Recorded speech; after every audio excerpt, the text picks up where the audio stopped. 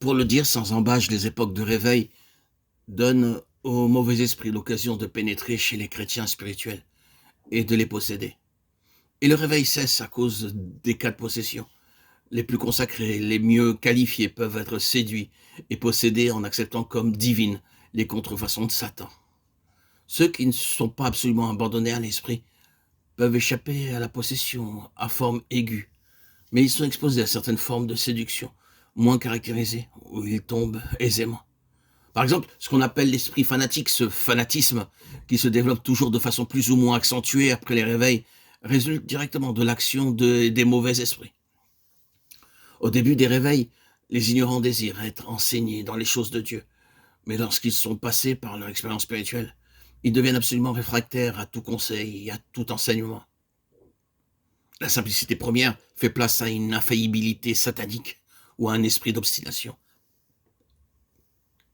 L'entêtement opiniâtre intraitable chez celui qui est passé par le réveil ne vient pas de l'homme lui-même, mais des esprits mauvais.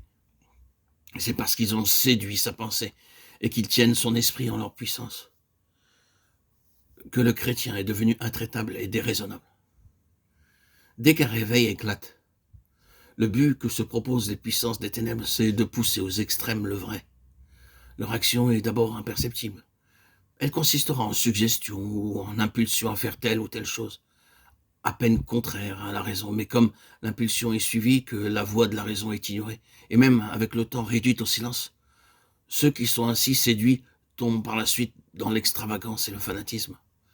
Il arrive que leur jugement s'élève contre les actions déraisonnables qu'ils sont poussés à commettre et que leur raison proteste contre les choses qui leur sont commandées de façon surnaturelle. Et cependant, ils sont incapables de résister à cette force surnaturelle qui les contraint à l'action et qu'ils croient être divine.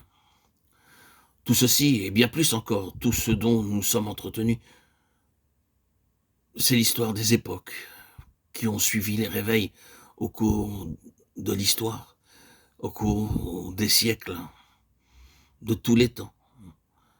Tout cela nous montre que le réveil, sans une guerre acharnée contre Satan et les esprits mauvais, doit infailliblement aboutir en apparence à un échec partiel, à cause des contrefaçons de l'ennemi. L'Église a donc le plus grand besoin de lumière, le plus grand besoin d'être éclairée et conduite par ceux qui ont la connaissance et le discernement nécessaire pour s'opposer aux légions de Satan et démasquer leurs ruses. Elle a besoin de conducteurs capables de discerner les symptômes de séduction et possession pour résister aux puissances des ténèbres, capables d'enseigner comment se remporte la victoire sur toute la puissance de l'ennemi. Car la guerre aux esprits du mal est indispensable à la conservation de la santé physique, à la conservation de l'équilibre mental et à l'entretien de cette puissance spirituelle départie à ceux qui ont été vivifiés et régénérés par le Saint-Esprit.